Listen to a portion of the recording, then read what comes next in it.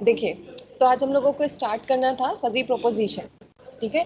इसमें हम बात करने वाले थे, तो ये थोड़ा बहुत मैंने इंट्रोड्यूस भी किया था, एक बार फिर से स्टार्ट करते हैं। What is two valued logic versus multi valued logic, ठीक है। तो टू वैल्यूड लॉजिक जो अभी तक आप पढ़ते आए हैं कि आपके पास क्या क्या कम्बिनेशन बनेंगे, 0 0, 0 1, 1 0 और 1 1, सिर्फ दो वैल्यूज है। अब इस पे कौन सा ऑपरेशन, अगर एंड परफॉर्म करेंगे तो सारे वैल्यूज क्या हो जाएंगे, 0 0 0 एंड 1। इसे टू वैल्यूड क्यों कह रहे हैं, क्योंकि आपके पास सिर्फ दो वैल्यूज हैं, आइदर 0 और 1। लेकिन जो आपका फजी लॉजिक है, ये फजी लॉजिक किस चीज से डील कर रहा है, मल्टी वैल्यूड। मल्टी वैल्यूड मतलब हम जो है 0 और 1 के बीच में जो कुछ आता है, जैसे 0 और 1 के बीच में बहुत सारी वैल्यूज आती हैं डेसिमल में, राइट। तो हम उनको किस तरीके से हैंडल करेंगे, ठीक है। हम अनसर्टेनिटी की बात कर रहे हैं तो हम यस और नो में नहीं जा सकते, राइट। हम जो है अब यस और नो के अलावा भी कुछ आंसर हो सकता है, उसकी बात करेंगे। तो उसके लिए हमें एक मल्टी वैल्यूड लॉजिक की ज़रूरत है, ठीक है। तो हम क्या करते हैं, यही जो आपका टू वैल्यूड लॉजिक है, ठीक है, इसी को हम एक्सटेंड करते हैं इन मल्टी वैल्यूड लॉजिक, ठीक है। और जो आपका टू वैल्यूड लॉजिक है उसे हम क्रिस्प लॉजिक कहते हैं, ठीक है। तो जिसमें क्या होगा, हर प्रोपोजिशन की या तो वैल्यू क्या होगी, ट्रू होगी या फॉल्स होगी, ठीक है। तो एक एग्जांपल लेते हैं जहाँ पे हमारे पास कौन कौन सी वैल्यू होगी, मल्टी वैल्यूड ना लेके हम थ्री वैल्यूड लॉजिक की बात कर लेते हैं। तो यहाँ पे हमारे पास कौन कौन सी वैल्यू होगी, true, false and intermediate value that is 1/2, ठीक है। यस और नो के बीच में कोई एक हम वैल्यू बता रहे हैं दैट इज 1/2, ओके। अब देखो, अब इसको कैसे कर रहे हैं कि देखो, पहले यहाँ पे थ्री वैल्यूड के केस में हम एंड और नॉट या इम्प्लीकेशन, इक्वल, ये कैसे परफॉर्म करेंगे, ये अभी बात की बात है। अभी हमें ये देखना है कि जब हम थ्री वैल्यूड लॉजिक पे आएंगे तब चीज़ों को कैसे करेंगे, ठीक है। तो मैंने आपको क्या बताया था कि आप एक ब्रैकेट में ले लो 0 1/2 और 1, दूसरा भी ब्रैकेट लो 0 1/2 1 और 1, और इसके जितने भी ऑर्डर पेयर्स बनते हैं वही आपके सारे कम्बिनेशन होंगे यहाँ पे जो रखे गए हैं। दूसरा तरीका, हमारे पास तीन वैल्यूज हैं, 0 1/2 1, 0 1/2 1 एंड देन अगेन 0 1/2 1, ठीक है, इसको रख लिया। इसके बाद ऑल 0, ऑल 1/2 एंड ऑल 1/1, जैसे वहाँ पे हम दो वैल्यू लेके चलते हैं 0 एंड 1, तो हम क्या करते हैं 2 की पावर 0 फिर 2 की पावर 1, इस तरीके से करते जाते हैं, ठीक है। अब यहाँ पे हम कैसे चल रहे हैं, तीन वैल्यू है तो हम कैसे चल रहे हैं, 3 पावर 0, 3 पावर 1, ठीक है। और अगर और हमें एक्सटेंड करना होगा, ए बी सी की तरह करेंगे तो ये क्या हो जाएगा, 3 पावर 2, ठीक है। तो ये हमारा हो गया कि इसके हम पेयर्स कैसे बनाएंगे। तो देखो 3 पावर 0 किया, 3 पावर 0 किया तो एक एक बार आया वैल्यू 0 1/2 1, फिर उसके बाद 3 पावर 1 कर दिया तो ऑल 0, फिर ऑल 1/2 एंड देन ऑल 1, ये हो गया हमारा मल्टी वैल्यूड लॉजिक, ठीक है। अब इस पे भी हम एंड और नॉट, इम्प्लीकेशन एंड इक्वलिटी, ये सारे ऑपरेशन हम परफॉर्म कर सकते हैं। अब इसके लिए रूल्स क्या होंगे, ये हमारे पास फिक्स्ड फॉर्मूला है, ठीक है। तो वी आर अज्यूमिंग दैट ए को हम क्या मान ले रहे हैं, पी है, ठीक है, पी एक प्रोपोजिशन है, और बी को हम मान ले रहे हैं क्यू एक प्रोपोजिशन है, ठीक है। और ये जो 0 एंड 1 है ये इसकी ट्रुथ वैल्यू है, ठीक है। We have two proposition P and Q, और इसके साथ जो ट्रुथ वैल्यू असाइन की जा रही है उसे हम कह रहे हैं truth value of P and truth value of Q, जो 0 1/2 और 1 से रिप्रेजेंट हो रही है in case of three valued logic, ठीक है, ओके। तो अब हम आते हैं कि भाई जब अगर आपको नॉट ऑपरेशन परफॉर्म करना होगा तो क्या करेंगे, किस तरह से को रिप्रेजेंट करेंगे, नॉट ऑफ पी, ठीक है, नॉट ऑफ पी, और ट्रुथ वैल्यू क्या होगी, 1 minus truth value of P. और परफॉर्म करना होगा तो हम इसको पी और क्यू इस तरीके से रिप्रेजेंट करेंगे, और ट्रुथ वैल्यू ऑफ पी और ट्रुथ वैल्यू ऑफ क्यू दोनों में जो मैक्सिमम वैल्यू होगी हम उसको यूज कर लेंगे, ठीक है। या फिर आप कह सकते हैं यूनियन ले लेंगे और के केस में, एंड के केस में इंटरसेक्शन ले लेंगे, मतलब minimum of TP and T Q, ठीक है। इम्प्लीकेशन को थोड़ा सा एक्सपैंड कर लिया गया है, आप लोगों ने जब प्रोपोजिशनल लॉजिक डिस्क्रीट में पढ़ा होगा तो आपको बताया गया होगा कि P implies Q is always equals to not P और क्यू, ठीक है। तो इसको जब हम एक्सपैंड करेंगे तो हम इसको ऐसे सॉल्व करेंगे, maximum of 1 minus T P from not P, not P की जो ट्रुथ वैल्यू होती है क्या, 1 माइनस टी पी, कॉमा और करना है, हम ले रहे हैं और क्यू मतलब T of Q, truth value of Q. Equality के केस में P is equal to Q, या फिर हम इसको एक्सपैंड करते हैं P इम्प्लाइज क्यू और sorry and Q implies P। तो इसकी वैल्यू को हम इस तरीके से लिख सकते हैं। तो आपको ये फॉर्मूला जितना बताया गया है इसको याद रखना पड़ेगा अगर आपको ये सारे ऑपरेशंस परफॉर्म करने हैं ऑन 3 वैल्यूड लॉजिक। अच्छा 4 वैल्यूड लॉजिक होगा तब कैसे करेंगे, क्या आप ये बता सकते हो? अगर आपके पास 4 वैल्यूड लॉजिक होगा तो हम कैसे करेंगे? 4 पावर 0 देन 4 पावर 1, ठीक है। इसी से हमारे सारे कॉम्बिनेशन फॉर्म हो जाएंगे, आप बना के देख सकते हैं। ओके अब हम एग्जाम्पल ले लेते हैं कि हमारे पास एक प्रोपोजिशन है। देखो हमें फजी लॉजिक के केस में हमें बहुत सारी वैल्यूज की जरूरत क्यों पड़ रही है, हम मेंबरशिप वैल्यूज को क्यों यूज कर रहे हैं। उसका एक एग्जांपल है कि भाई सपोज P जो है ये कह रहा है कि राम इज ऑनेस्ट। P एक प्रोपोजिशन है, हम एक मान ले रहे हैं इस स्टेटमेंट को, राम इज ऑनेस्ट, ठीक है। तो अब इसकी ट्रुथ वैल्यूज क्या क्या हो सकती हैं और किन किन केसेस में। जैसे ट्रुथ वैल्यू ऑफ P अगर आप 0 कह रहे हैं इसका क्या मतलब है, एब्सोल्युटली फॉल्स, ठीक है। इसको 0.2 कह रहे हैं तो इसका मतलब ये स्टेटमेंट क्या है, पार्शियली फॉल्स है। अगर आप इसकी वैल्यू को 0.4 कह रहे हैं तो इसका मतलब ये कि मे बी फॉल्स और नॉट फॉल्स। 0.6 कह रहे हैं मे बी ट्रू और नॉट ट्रू। 0.8 कह रहा है this statement is partially true and इसकी वैल्यू अगर ये 1 है तो इसका मतलब एब्सोल्युटली ट्रू, ठीक है। मतलब जब आप फजी लॉजिक में डील करते हैं और आप डिफरेंट मेंबरशिप वैल्यूज असाइन करते हैं तो इस केस में क्या होता है कि हर एक जो मेंबरशिप वैल्यू है वो एक स्टेटमेंट को रिप्रेजेंट करती है। जैसे यहाँ पे ना इसको आपको अज्यूम करना होगा, इसको आपको समझना होगा कि अगर आपके पास इतनी मेंबरशिप वैल्यूज हैं, ठीक है, तो इसका मतलब ये किसी ना किसी चीज को रिप्रेजेंट कर रही है। जैसे अगर राम इज ऑनेस्ट आप कह रहे हो, अगर इसकी वैल्यू 0 है तो इसका मतलब ये स्टेटमेंट बिल्कुल गलत है, ठीक है। और अगर ये 1 है इसका मतलब ये बिल्कुल सही है। इसके बीच में भी तो बहुत सारी चीजें आती हैं कि हो सकता है, नहीं हो सकता है, या कुछ हद तक ऑनेस्ट है, कुछ हद तक नहीं है, बिल्कुल नहीं है। तो इन सारे लेवल्स को रिप्रेजेंट करना है तो इसके लिए हमें फजी प्रोपोजिशन की जरूरत होगी, ठीक है। ओके अब एक एग्जांपल देख लेते हैं। अच्छा यहाँ तक आप लोगों को कोई डाउट हो तो आप मुझसे पूछ सकते हो।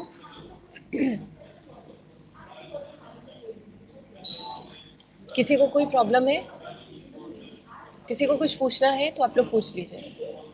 यहाँ तक कुछ दिक्कत, पेयर्स कैसे फॉर्म होंगे या फिर कोई और कुछ और डाउट आ रहा हो तो आप लोग पूछिए।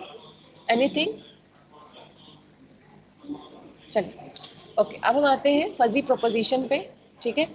अब इसका एग्जांपल दूसरा देख लेते हैं कि अब हमें जैसे आपको याद होगा आपने प्रोपोजिशन लॉजिक में लिखा होगा, स्टेटमेंट को कन्वर्ट किया होगा प्रोपोजिशन में, ठीक है, मतलब प्रोपोजिशनल लॉजिक में, मैथमेटिकल टर्म में, ठीक है। इसका भी तो यही यूज है कि हम अपने जनरल लैंग्वेज को हम क्या करें, हम ये मैथमेटिकल लैंग्वेज है टू एक्सप्रेस एनी स्टेटमेंट जो हम कुछ बोलते हैं कहते हैं। जैसे हम ये जूम कर रहे हैं कि हमारे पास एक प्रोपोजिशन है जिसका नाम है P, जो क्या कह रहा है, इसको हम क्या कह रहे हैं, अज्यूम कर रहे हैं कि P एक प्रोपोजिशन है जो क्या कह रहा है, मैरी इज एफिशिएंट, ठीक है।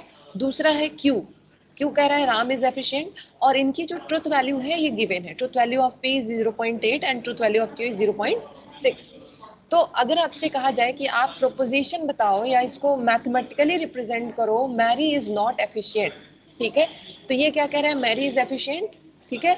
तो इसका क्या कह रहे हैं कि मैरी इज नॉट एफिशिएंट, तो मतलब इसके लिए क्या बन जाएगा प्रोपोजिशन, नॉट ऑफ P, ठीक है, मतलब मैरी एफिशिएंट नहीं है।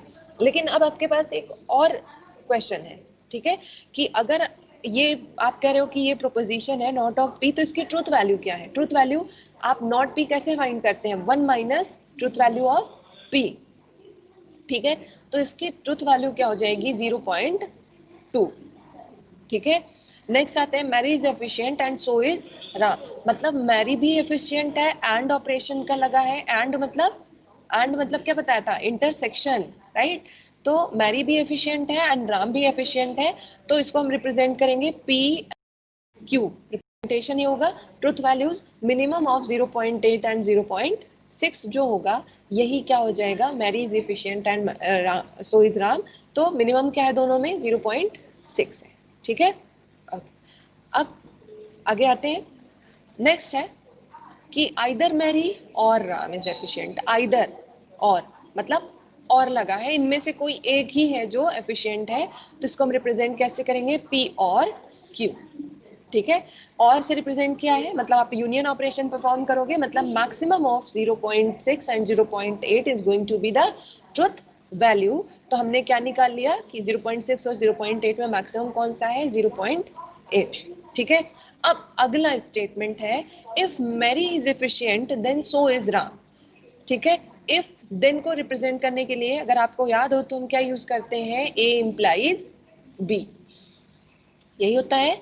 If Mary is efficient then so is Ram. If then को रिप्रेजेंट करने के लिए हम एम्प्लीकेशन का यूज करते हैं तो हमारा ये क्या बन जाएगा, P इम्प्लाइज Q। तो ये हमारा प्रोपोजिशन बनेगा P इम्प्लाइज Q। और P इम्प्लाइज को Q को आप क्या कहते हैं, नॉट P और Q। ठीक है, नॉट P और Q। तो इसके लिए और लगा है, मतलब यूनियन परफॉर्म करना है। नॉट P की वैल्यू क्या हो जाएगी, 0.2 और लगा है तो TQ क्या है, 0.6। तो maximum of both values is 0.6 and answer is your 6। ठीक है।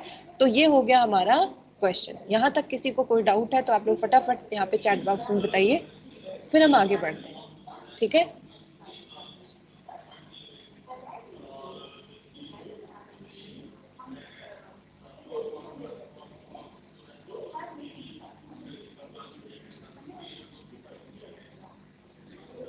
ठीक है, किसी को कुछ पूछना है?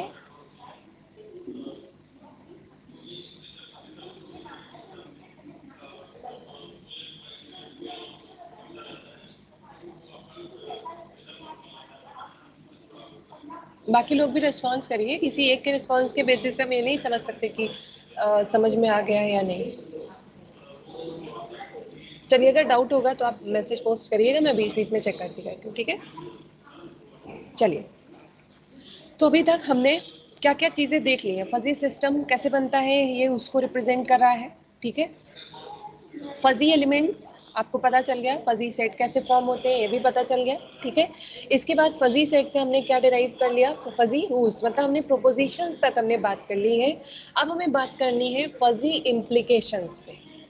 ठीक है, तो अब हम देखेंगे कि फजी इम्प्लीकेशंस मतलब अगर आपके पास एक स्टेटमेंट है P इम्प्लाइज Q, ठीक है, तो इसको रिप्रेजेंट करने के लिए या इसको कैलकुलेट करने के क्या तरीके हैं, अब हम इसकी बात करेंगे। ठीक है, ओके। सो आगे आते हैं। अब फजी इम्प्लीकेशन क्या है, फजी इम्प्लीकेशन को हम क्या कहते हैं, इफ देन रूल कहते हैं। ठीक है, इसे हम क्या कहते हैं, fuzzy if then rule, fuzzy rule और फजी कंडीशनल स्टेटमेंट। ठीक है, फजी इम्प्लीकेशन को आप क्या क्या कहते हैं, इफ देन रूल कहते हैं, फजी कंडीशनल स्टेटमेंट कहते हैं और फजी रूल भी कहते हैं। ठीक है, और इसे रिप्रेजेंट कैसे किया जाता है कि if X is A then Y is B. ठीक है, जिसमें से जो लिखा हुआ है एक्स इज ए, इसका मतलब होता है ये क्या है आपका एंटीसीडेंट और प्रेमाइस, और जो y इज बी ये पोर्शन है जो देन के साथ लगा हुआ है इसे हम कॉन्सिक्वेंस कहते हैं या फिर कंक्लूजन कहते हैं। ठीक है, मतलब आई रिपीट, आपके पास दो पार्ट है, एक इफ के साथ एसोसिएटेड है एक्स इज ए, दूसरा है y के साथ, सॉरी देन के साथ। तो एक्स इज ए ये क्या है, एंटीसीडेंट और प्रेमाइस है, और दूसरा जो है y इज बी ये क्या है, इसे कॉन्सिक्वेंस और कंक्लूजन कहते हैं। मैं इसको और याद दिलाऊं तो आप लोग जब डिस्क्रीट पढ़ रहे थे तो वहां पे आप वैलिडिटी ऑफ स्टेटमेंट चेक कर रहे थे कि आपको दो प्रेमाइसेस गिवन है, ठीक है, और ये एक कंक्लूजन गिवन है, क्या ये वैलिड है या इनवैलिड है, आप लोग फाइंड करते थे, राइट, है ना। तो ये हमारा जो फजी रूल है ये उसी कंसेप्ट को यूज कर रहा है समाव, मतलब आपका फर्स्ट पार्ट है premise and second part is conclusion. ठीक है, तो अब हम आते हैं आगे, देखते हैं किन किन चीजों को रिप्रेजेंट किया जाएगा। फजी इम्प्लीकेशन किस तरह के स्टेटमेंट्स को रिप्रेजेंट करेगा, like if pressure is high then temperature is low, if mango is yellow then mango is sweet, else mango is sour, road is good then driving is smooth, else traffic is high. इस तरीके से हम fuzzy implications को ऐसे represent करते हैं with the help of A implies B. और ये जो है एक रिलेशन को रिप्रेजेंट करता है, जब आप ए इम्प्लाइज बी को अगर आप रिप्रेजेंट करना चाहेंगे तो एक रिलेशन फॉर्म होगा and that relation is product of Cartesian product of A cross B.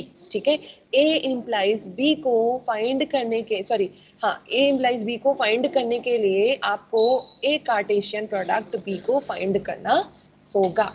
Cartesian product आपको याद है कि हम करस्पॉन्डिंग एलिमेंट्स हम मैट्रिक्स में जो है बनाते थे, रो एंड कॉलम रखते थे। करस्पॉन्डिंग एलिमेंट्स के लिए जब हमें मेंबरशिप वैल्यू चाहिए तो हम उसका मिनिमम फाइंड करके और उसको पुट कर दे रहे थे, ठीक है।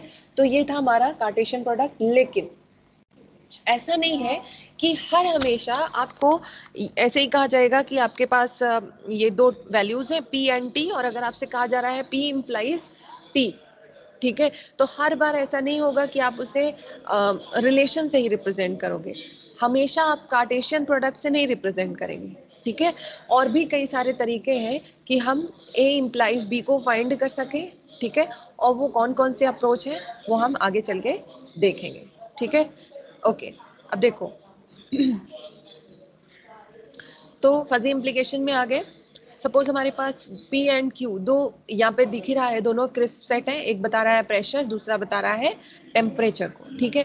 और अब हम लिंग्विस्टिक वेरिएबल्स को यूज कर रहे हैं, high temperature and low pressure. मतलब लिंग्विस्टिक वेरिएबल्स वो होते हैं हमारे जो फजी सेट को रिप्रेजेंट करते हैं, ठीक है।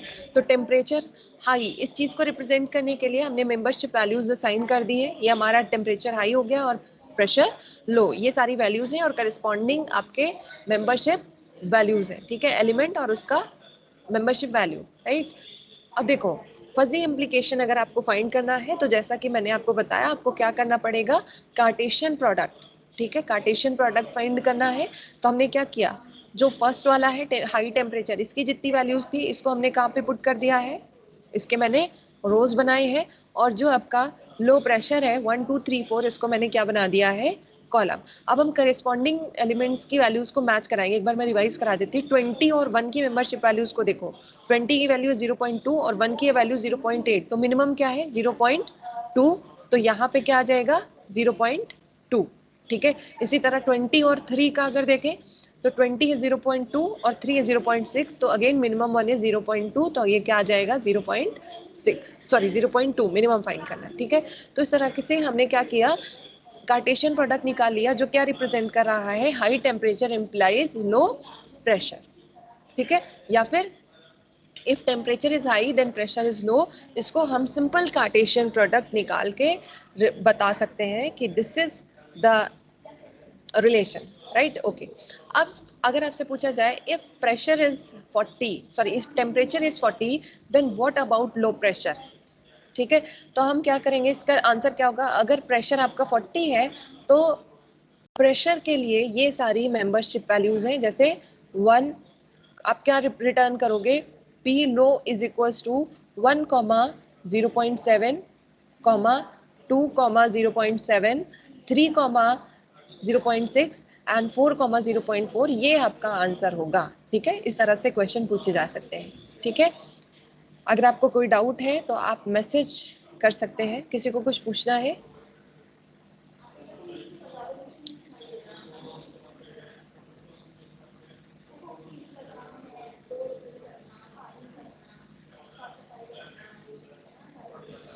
किसी को कुछ पूछना है।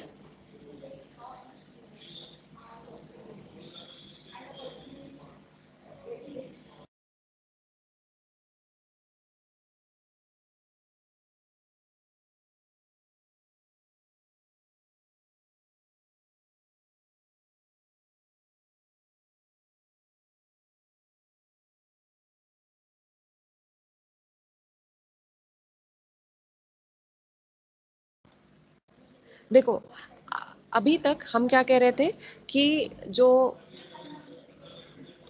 आपके पास सिर्फ एक तरीका है ए इम्प्लाइज बी को फाइंड करने का, ठीक है। अब हम कह रहे हैं कि जो आपका ए इम्प्लाइज बी हो है, ठीक है, ए इम्प्लाइज बी को आप दो तरीके से कंप्यूट कर सकते हैं। पहला है कि आप इसे ऐसे इंटरप्रेट करें कि ए कपल्ड विद बी, ठीक है, इसके लिए आप ए इम्प्लाइज बी को अलग तरीके से कैलकुलेट करेंगे। और दूसरा है ए इंटेल्स बी, जो जिसके लिए आप अलग फॉर्मूला का यूज करेंगे, ठीक है। तो आप ए इम्प्लाइज बी को दो अलग तरीके से कंप्यूट कर सकते हैं। First one is A coupled with B and second one is A entails B. अब हम आगे देखते हैं कि अगर हम ए इम्प्लाइज बी को ए कपल्ड विद बी की तरह इंटरप्रेट करते हैं, ठीक है, तो आप किस तरीके से वैल्यूज को फाइंड करेंगे, मतलब किस तरीके से ए इम्प्लाइज बी को फाइंड करेंगे, ठीक है। ओके, अब सपोज अगर मुझे एक रिलेशन फाइंड करना है फॉर ए इम्प्लाइज बी, तो इसके कार्टेशियन प्रोडक्ट को हम कैसे रिप्रेजेंट करेंगे, उसको रिप्रेजेंट करेंगे हम इस तरीके से। और इसके जो मेंबरशिप वैल्यूज हैं, मेंबरशिप वैल्यूज के बीच में एक हम ऑपरेटर यूज कर रहे हैं जिसे क्या कहते हैं, टी नॉर्म ऑपरेटर। ठीक है, आर ए इम्प्लाइज बी है। ठीक है, इसको हम फाइंड करने के लिए कार्टेशियन प्रोडक्ट वाला ही सिंबल क्रॉस का ही यूज करेंगे, लेकिन अब वैल्यूज फाइंड करने के लिए हमारे पास जो ऑपरेटर है वो बदल चुका है, हम टी नॉर्म ऑपरेटर को यूज करेंगे। टी नॉर्म ऑपरेटर क्या है, ए कपल्ड विद बी को डिफाइन करने के लिए हम टी नॉर्म ऑपरेटर को यूज करते हैं। ठीक है, मेंबरशिप वैल्यूज पे टी नॉर्म ऑपरेटर अप्लाई होगा। ठीक है, अब आपके टी नॉर्म ऑपरेटर कई सारे हैं। ठीक है, प्रॉब्लम पे डिपेंड करता है या क्वेश्चन में बताया गया रहेगा कि आपको कौन सा टी नॉर्म ऑपरेटर यूज करना है। तो टी नॉर्म ऑपरेटर कौन कौन से हैं, पहला है जो आप नॉर्मल कार्टेशियन प्रोडक्ट फाइंड करते हैं कि आपके पास दो एलिमेंट ए कॉमा बी है। अब ए कॉमा बी क्या है, A is membership values for set A and small B is membership values for set B. ठीक है, तो आपका जो मिनिमम है, जो आप जिस तरीके से ये फाइंड कर रहे थे ना, ये क्वेश्चन के लिए भी हमने फाइंड किया कार्टेशियन प्रोडक्ट, वही चीज है आपका ये मिनिमम वाला। ठीक है, कि टी नॉर्म ऑपरेटर को आप ये मिनिमम वाले फंक्शन से, मिनिमम से रिप्लेस कर सकते हैं। जब मिनिमम से रिप्लेस करेंगे तो आपका नॉर्मल कार्टेशियन प्रोडक्ट बनेगा जैसा अभी तक आप करते आए। ठीक है, दूसरा है एल्जेब्राइक प्रोडक्ट। एल्जेब्रिक प्रोडक्ट में क्या होगा कि आप मेंबरशिप वैल्यूज को आपस में मल्टीप्लाई कर देंगे, करस्पॉन्डिंग जो मेंबरशिप वैल्यूज हैं, membership values of set A, membership values of set B, उसको आपस में आप मल्टीप्लाई कर दोगे। ठीक है, सेकेंड वन इज कि बाउंडेड प्रोडक्ट फाइंड किया जाएगा। बाउंडेड प्रोडक्ट क्या है, ये कैसे फाइंड होगा, जीरो और membership value of A plus membership value of B minus one, ये आपका क्या है, बाउंडेड प्रोडक्ट। मैं फिर से आपको ये बता रही हूँ कि हम क्या करें कि आपका जो ए इम्प्लाइज बी है, इसको कैलकुलेट करने के दो अलग इंटरप्रिटेशन है। पहला है ए कपल्ड विद बी और दूसरा है ए इंटेल्स बी।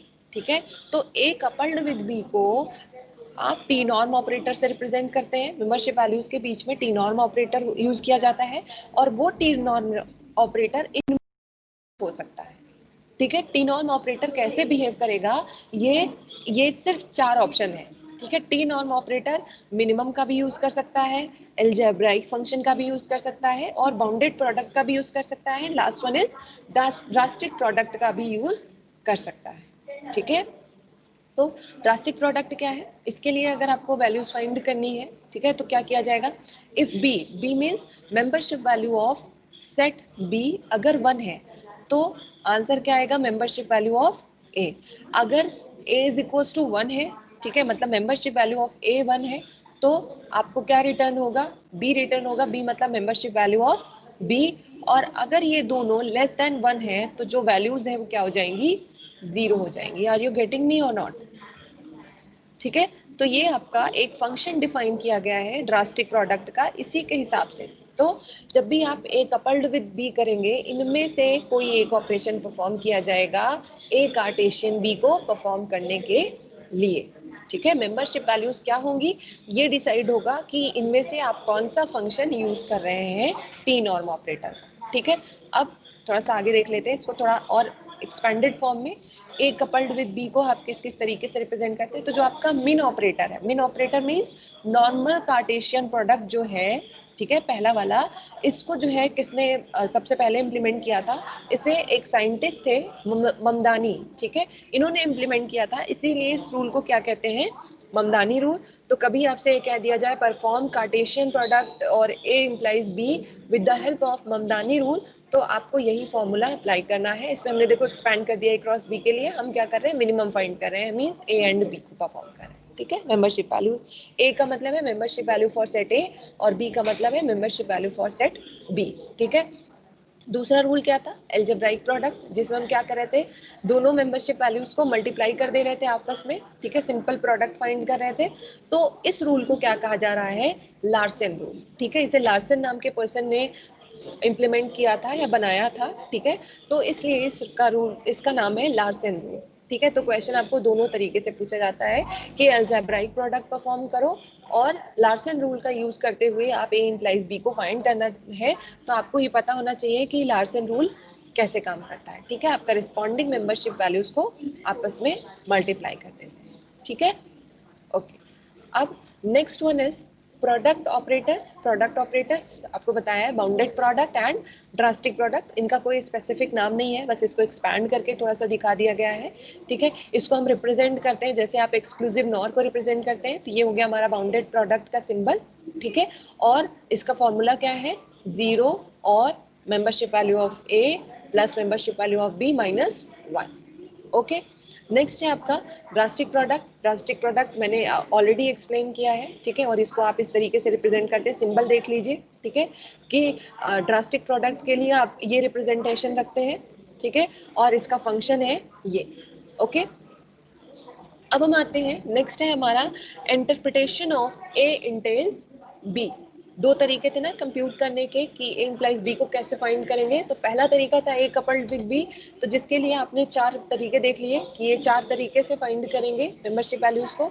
और अगला है आपका ए इंटेल्स बी, तो इसके लिए क्या आएगा, पहला मेथड है मटेरियल इम्प्लीकेशन। ठीक है, इसे हम रिप्रेजेंट करेंगे ए इम्प्लाइज बी, क्या हो जाएगा, complement of A union B, normal वाला। मतलब आप क्या कहते हैं, ए इम्प्लाइज बी को कैसे रिप्रेजेंट करते हैं, नॉट ऑफ ए और बी, नॉट ए और बी। और इस केस में जो और है ये क्या होता है, यूनियन होता है, इसको सिंपली ऐसे इम्प्लीमेंट कर दिया गया है।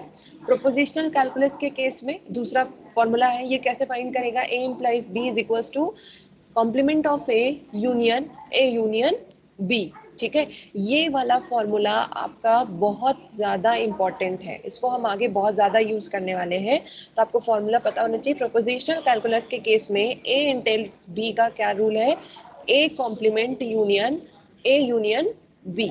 ठीक है, नेक्स्ट है आपका extended proposition calculus. A implies B कैसे रिप्रेजेंट करेगा, intersection of both A complement and B complement, जो रिजल्ट आएगा उसको बी के साथ आप यूनियन परफॉर्म कर दोगे।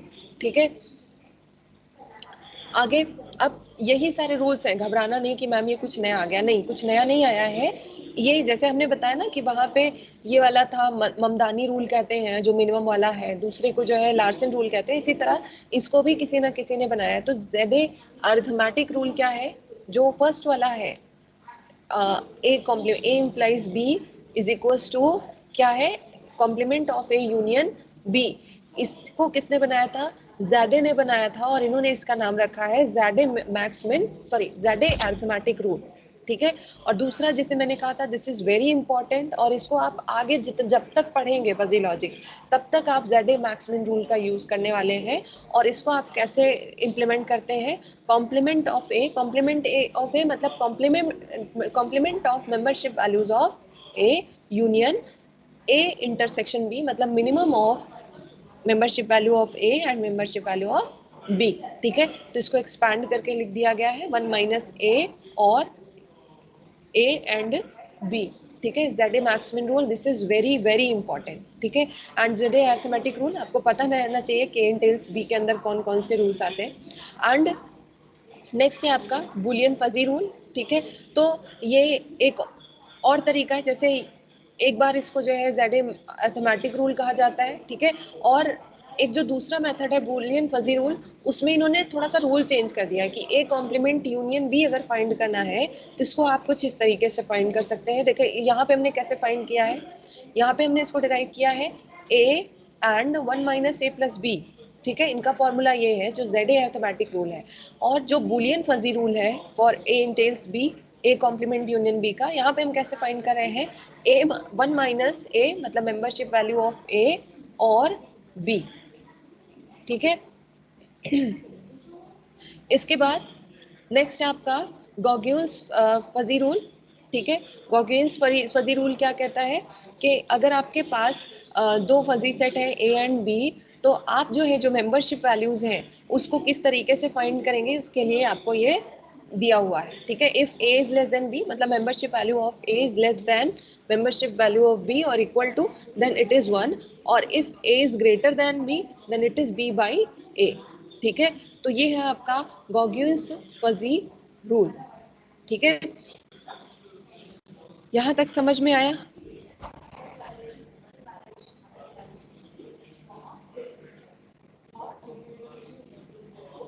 यहाँ तक समझ में आया है, कोई डाउट है तो आप चैट बॉक्स में बताइए। मैं एक बार इसको समराइज कर दूं अगर आप चाहें। देखिए हमने बताया कि हमें जो है क्यों जरूरत है। देखो अभी तक तो हम सिर्फ फॉर्मूला बात करें, इसमें हमारा कोई कंट्रोल नहीं है क्या क्यों कैसे। मतलब किसी ने जो है एक प्रॉब्लम को उठाया, उन्होंने पहले उसका सॉल्यूशन नहीं था, उन्होंने उसको सॉल्व करते करते करते करते एक मेथड फाइंड कर लिया कि भाई इस तरीके से हम इसको सॉल्व कर सकते हैं। ठीक है, तो एक फिक्स फॉर्मूला, जैसे मैथ्स में आपके पास इंटीग्रेशन डिफरेंशिएशन के फॉर्मूला है, वैसे हमारे पास ये फॉर्मूला है। ठीक है, हमें इसे अप्लाई करना है क्वेश्चन पे। ठीक है, तो क्वेश्चन क्या है, देखो आपको कहा गया है कि अगर आपको रिप्रेजेंट करना है if X is A then Y is B. ठीक है, इसको आपको सॉल्व करना है with the help of Zadeh maxmin rule. तो कैसे फाइंड किया जाएगा, this is equivalent to A implies B is equivalent to A cross B. A cross B क्या कह रहा है, देखो दो पार्ट होते हैं ना, इफ अधूरा है एल्स के बिना, ऐसा है ना। अगर आप कह रहे हैं if X is if then, और उसके बाद अगला वाला पार्ट होता है एल्स, मतलब अगर ये सही है तो ये है, लेकिन अगर गलत होगा तो क्या होगा, ये वाला पार्ट तो छूट गया ना। तो देखो इसी चीज को आपको इसको समझना है, दिस इज वेरी इंपॉर्टेंट। देखो ये क्या कह रहा है, if X is A then Y is B, मतलब अगर एक्स ट्रू है तब तो इसे क्या मिलेगा, बी मिलेगा। ठीक है, अगर एक्स ट्रू है तब तो बी मिल रहा है। ठीक है, ओके। लेकिन यूनियन अगर फॉल्स है तो क्या हो, फॉल्स है तो क्या हो आपने ये नहीं बताया। ठीक है, तो अगर ये नहीं पता है कि फॉल्स होने पे क्या करना है, तो उसके साथ हम वाई वाली मैट्रिक्स को रख देंगे। जैसा आपको ये बताया क्रिस्प मैट्रिक्स है 1 2 3 4 वाई, जिसके ऊपर आपने फजी सेट ए और बी को बनाया है, उसी वाई से हम इसमें मल्टीप्लाई कर दे रहे हैं। आपके जो फॉर्मूला का पार्ट है वो सिर्फ यहाँ तक है। ठीक है, देखो